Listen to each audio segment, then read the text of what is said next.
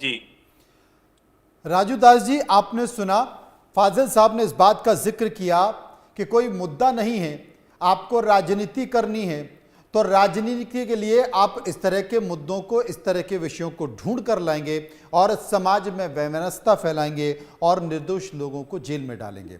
फाजिल साहब ने बहुत सारे उदाहरण भी दिए कि तमाम ऐसे कितने उदाहरण हैं कि लोग जेलों में पड़े हुए हैं, 5 साल 10 साल उन पर मुकदमे चले और उसके बाद वो बरी हो गए। अब उनकी जिंदगी का जिम्मेदार कौन है? हम चर्चा इस बात को लेकर कर रहे थे कि यूपी एटीएस ने आज जो खुलासा किया है कि एक आर्मी बनाई जा रही थी युवाओं की, वो आर्मी का काम है शरीयत कानून लागू करवाना, गैर मुस्लिमों पर हमले करवाना, सोशल मीडिया के जरिए कट्टरवाद का प्रचार करना। और यूपी एटीएस ने इस बात का भी जिक्र किया है कि अगर इसको सही समय पर नहीं रोका जाता तो शायद एक बड़ी स्थिति हो जाती और ये आर्मी कई राज्यों में फैल जाती। लेकिन फाजिल साहब ये साफ तौर पर इनकार कर रहे हैं और यूपी एटीएस पर, सरकार पर आरोप लगा रहे हैं कि ये बेवजह की फालतू बातें हैं, सरकार राजनीति कर रही है। और देखिए, बहुत बहुत आभार, बहुत बहुत धन्यवाद आपको आपका भी। कि आपने गंभीर विषय, महत्वपूर्ण विषय पे हमको चर्चा में शामिल किया है। देखिए, फाजिल साहब का अपना विचार, अपना मंतव्य, अपना भाव उनका अलग सा है और वो कभी भी इस प्रकार से उनका भाव नहीं होता है कि राष्ट्र को समर्पित करें, समाज को समर्पित करें। फाजिल साहब शुद्ध रूप से कट्टर भाव को ही परोसते हैं और मुसलमान के अलावा उनको और कोई फाजिल साहब को पसंद भी नहीं है। एक सूत्री मुसलमान को ही पसंद करते हैं। विषय है कि हम जिस देश में रहते हैं उस देश के प्रति निष्ठा होनी चाहिए। जिस देश में बहुसंख्यक समाज का भाव और भावना, उसकी संस्कार, उसकी संस्कृति, उसकी विचार, ठीक है, हम उस भाव, उस संस्कार, उस विचार के हम नहीं हैं, लेकिन सम्मान करने के लिए मन ऊपर से रखना पड़ेगा। लेकिन फाजिल साहब का ऐसा विचार, ऐसा भाव नहीं है। मैं पूछना चाहता हूं, जिस प्रकार से पूरे देश में एक कट्टरता का माहौल क्रिएट कौन कर रहा है? रामनवमी, दशहरा, दीपावली, गणेश उत्सव, हनुमान जयंती, ऐसे विषयों पे ही मुस्लिम कट्टरपंथी दंगा, बवाल, तोड़फोड़, आगजनी, परेशान, पुलिस वाहन फूंक देना। मस्जिद में जब ये नमाज पढ़ने के लिए जाते हैं, पढ़ने के बाद जब निकलते हैं तो निकलने के बाद ही ऐसा कार्य क्यों होता है? ऐसे त्योहारों पे ही क्यों होता है? जैसे आपने कहा कि सोशल के माध्यम से एक टीम है, वह टीम मुस्लिम राष्ट्र, चाहे हिंदुओं के गुरु, चाहे हिंदू नेता, चाहे हिंदू के विचार को जो मानते हैं, जानते हैं, उस पर आवाज उठाते हैं, उसको टारगेट करने का, कार्य करने का काम ये संगठन। समाज में मुस्लिम कट्टरपंथी इस प्रकार से टारगेट करके कि आप देख सकते हो कि मैं आपको एक अयोध्या की घटना बता दूं। अयोध्या की घटना है कि किस प्रकार से टारगेट करते हैं। अयोध्या में एक बेटा और एक बेटी है जो राम मंदिर में दर्शन कराने का कार्य और काम करते हैं। मैं फाजिल साहब को इसलिए बताना चाहता हूं कि फाजिल साहब ये कह रहे थे कि प्रशासन सिर्फ फंसाता है, प्रशासन ऐसे करके फिर बाद में कोर्ट से वो बरी हो जाता है तो उसको न्याय नहीं मिल पाता है, तो उसको कौन देखेगा, इसके जिम्मेदार कौन होगा? इस विषय पे मैं उस बात को रखना चाहता हूं। जब वो बच्चे और बच्ची राम मंदिर का दर्शन कराने के बाद उस सहेली, एक मुस्लिम सहेली होती है, उसको किसी भी प्रकार से बरगला कर और एक मुस्लिम नौजवान से दोस्ती करा दी जाती है और मुस्लिम नौजवान से ऐसा दोस्ती करा दी जाती है कि वो मुस्लिम नौजवान के साथ चली जाती है। जब मुस्लिम नौजवान के साथ चली जाती है, उस मुस्लिम नौजवान की स्थिति बहुत खराब होता है, घर से बहुत ही खराब होता है, स्थिति बहुत कमजोर होते हैं वो, और वो छप्पर का मकान होता है। लेकिन गंभीर सवाल है, लेकिन जब वह उस लड़की को लेकर मुंबई चला जाता है, जब लड़की के माता पिता ऑब्जेक्शन करते हैं, जब पता चलता है तो लड़की मुंबई में मिलती है और मुंबई में उस लड़की की सौदा कहीं और हो जाता है। आप स्थिति परिस्थिति है कि वो लड़की अनजान रहती है और वो पहले हिंदू नाम बताकर आगे आती है। जब उस लड़की को पता चलता है कि मुसलमान है तो लड़की के नीचे जमीन खिसक जाता है।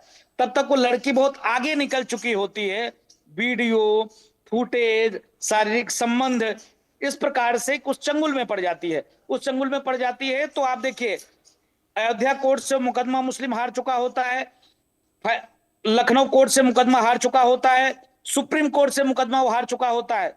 जिस बच्चे का खाने की कैपेसिटी नहीं है, फूस का मकान है, वो 20-20 हजार का वकील हायर करता है। कहां से करता है? आपने देखा होगा झंगूर बाबा जैसे लोग, आपने देखा होगा कि तमाम ऐसे विचार के लोग जो इस प्रकार से सिर्फ हिंदुओं को टारगेट करना, हिंदुओं को टारगेट करना। रही बात कि इन्होंने कहा कि मुसलमानों को सिर्फ फंसाया जाता है। अरे भाई, फंसाया जाता तो क्या आप टीवी पे बैठकर ऐसा बोल सकते थे क्या? आज राजू दास अफगानिस्तान में नहीं है, आज Raju Das Syria, Iran, Iraq में नहीं है, आज राजू दास पाकिस्तान, बांग्लादेश में नहीं है, फाजिल अहमद भारत में है।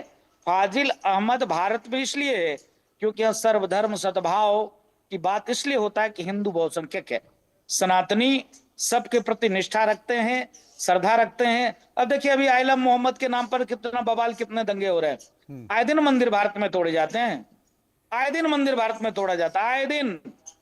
क्या कोई साधु, कोई संत, क्या हिंदू संगठन, क्या सरकार तोड़ने की बात करता है, दंगा करता है? क्या नहीं करता है? नहीं करता है। लेकिन यहाँ देखिए, आइलम मोहम्मद के नाम पे क्या कर रहे हैं? दंगे कर रहे हैं, पुलिस बैन फूंक रहे हैं, पुलिस को मार रहे हैं, भारत तेरे टुकड़े होंगे, हिंसा, क्या क्या नारा लगाते हैं। इन प्रकार कहने का मतलब यह है कि मजहब के नाम पर, शरीयत के नाम पे, शरिया के नाम पर ये देश को अस्थिर करने में लगे रहते हैं, देश को तोड़ने में लगे रहते हैं, समाज में द्वेष फैलाने के चक्कर में लगे रहते हैं। कभी इनको देश के प्रति निष्ठा नहीं है, देश के प्रति फाजिल साहब श्रद्धा मेरे नहीं साथ है। मौजूद है। फाजिल साहब, तमाम बातों का जिक्र राजू दास जी ने कहा है, वो इस बात को लेकर कह रहे हैं कि ये जो तमाम सारे उदाहरण उन्होंने दिए, ये उदाहरण बताते हैं कि देश का माहौल किस तरीके से खराब करने की कोशिश की जा रही है। अभी उन्होंने आइलम मोहम्मद का जिक्र दिया। आइलम मोहम्मद का आप प्रदर्शन करते हैं, उस प्रदर्शन में पैगंबर मोहम्मद के प्रति बहुत श्रद्धा या बहुत प्रेम का भाव तो दिखाई देता नहीं है, बल्कि उसमें तो एक चुनौती दिखाई दे रही है। और पैगंबर मोहम्मद के आप पोस्टर बना रहे हैं, कुछ देर बाद वही पोस्टर ज़मीन में मिलेंगे, पैरों में डले मिलेंगे, सड़कों पर डले मिलेंगे, आप चले जाएंगे। तो ये जो यूपी एटीएस ने युवाओं को पकड़ा है, वो भी तो सोशल मीडिया पर कट्टरवाद फैला रहे हैं। आपने महाराष्ट्र में देखा किस तरह से रंगोली को लेकर विवाद हो गया। तो ये जो चीज़ें हैं, ये तो माहौल खराब करने की कोशिश की जा रही है। अब इसमें अगर बवाल हो जाता है, दंगा हो जाता है, कुछ लोग गिरफ्तार कर लिए जाते हैं, पुलिस पकड़ लेती है, तो फिर कैसे उन्हें इनोसेंट माना जाए?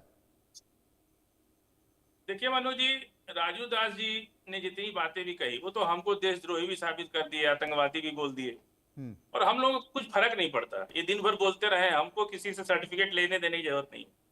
इनको बहुत तकलीफ है कि फजील अहमद टीवी पे क्यों बोलते हैं, मुसलमान हो के क्यों बोलते हैं। अगर हम राजू दास जी बोलते हैं ना, तो बाबा साहब अम्बेडकर के संविधान से बोलते हैं। ये ताकत हमको बाबा साहब अम्बेडकर ने दी। बाबा साहब अम्बेडकर साहब को मानते कहाँ हैं? जब बाबा साहब अम्बेडकर का संविधान आप दलितों के कान में कुछ बोल रहे हैं राजू दास जी आप? हाँ, जी, मैं निवेदन पूर्वक कहना चाहता हूँ। बोल लीजिए, हम आप बोल लीजिए। एक मिनट। योगेंद्र नाथ मंडल जी को आप जानते होंगे। योगेंद्र नाथ मंडल भारत के बाबा साहब अम्बेडकर के मानने वाले बहुत अच्छे चिंतक थे। पाकिस्तान गए थे वो, भारत वापस आना पड़ गया, भारत वापस आना पड़ गया, भारत वापस आना पड़ गया। भैया, के लोगों का क्या स्थिति हुई, क्या स्थिति हुई? ये गलत मत परोसो, ये गलत परोसने का बंद कर दो। ये बात कहाँ से? व्हाट्सएप से सुने? मंडल जी के बारे में आपको व्हाट्सएप से ज्ञान मिला? आप पूरा पढ़े नहीं इनके बारे में? आप पढ़े लिखे हैं? नहीं, योगेंद्र नाथ मंडल कौन थे? हाँ, पाकिस्तान के लॉ मिनिस्टर थे कि नहीं थे? पाकिस्तान के लॉ मिनिस्टर थे कि नहीं थे? पाकिस्तान के लॉ मिनिस्टर थे कि नहीं थे? तो ये बात,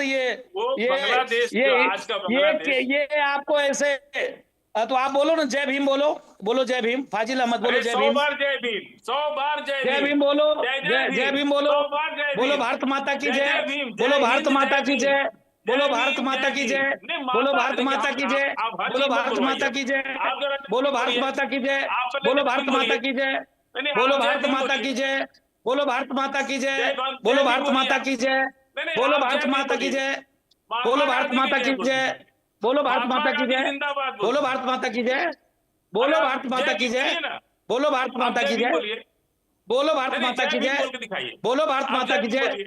मैं तो कह रहा हूं, बाबा साहब भीमराव अंबेडकर द्वारा रचित संविधान आप जैसे आतंकवादियों को भी बोलने का मौका दिया। बाबा साहब भीमराव अंबेडकर द्वारा संरक्षित संविधान आपके जैसे नहीं तो राजू दास जी, राजू दास जी मेरी तो एक चीज समझ में नहीं आ रहा है, राजू दास जी मेरी तो एक चीज समझ में नहीं आ रहा, फाजिल साहब ने ऐसा कौन सा बम फोड़ दिया या फाजिल साहब ने ऐसी कौन से AK-47 से हमला कर दिया कि ये आतंकवादी हो गए? मैं अंबेडकर की बात करता हूं, बेचारे इसलिए इनको